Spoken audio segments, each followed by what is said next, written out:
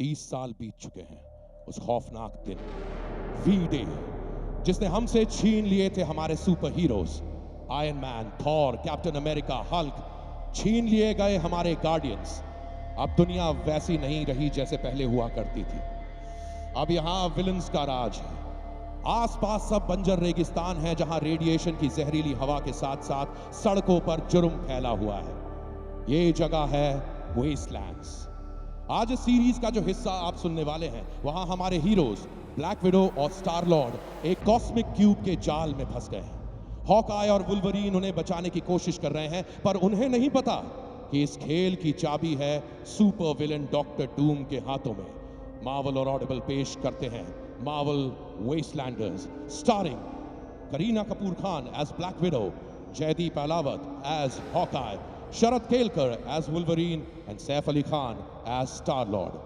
नताशा यानी कि Black Widow एक कॉस्मिक क्यूब की रहस्यमयी दुनिया में फंस गई है और खुद को एक अनजान शहर की सड़क पर पाती है। सोच सोच नताशा, इस कॉस्मिक क्यूब के पिंजरे से निकलने का रास्ता ढूंढ।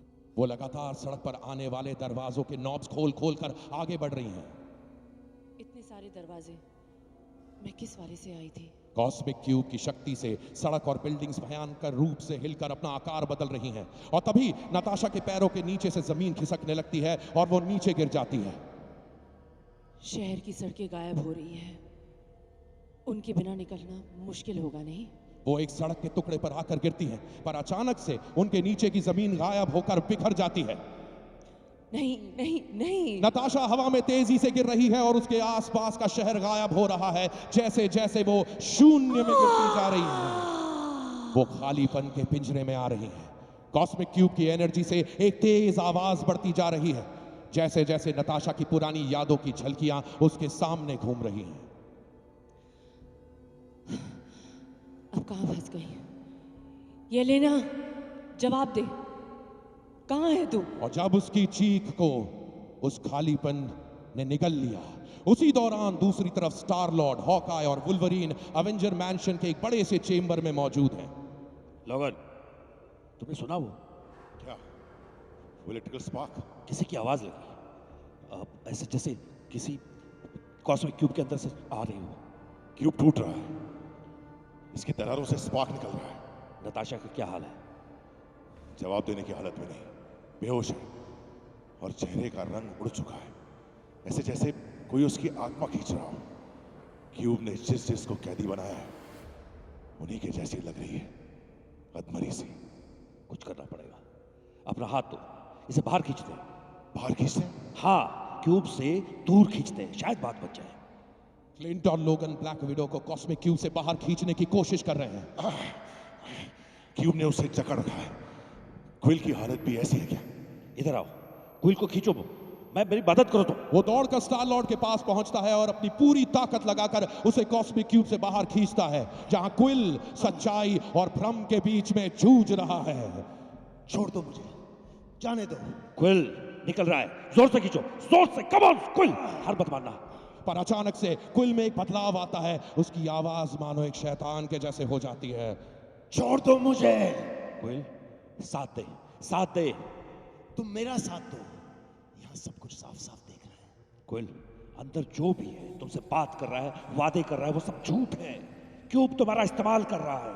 तुम्हें बस जेलसी हो रही है कि इस बार मैं हीरो बनूंगा। प्लीज क्विल, मेरी बात सुनो दोस्त। दोस्त?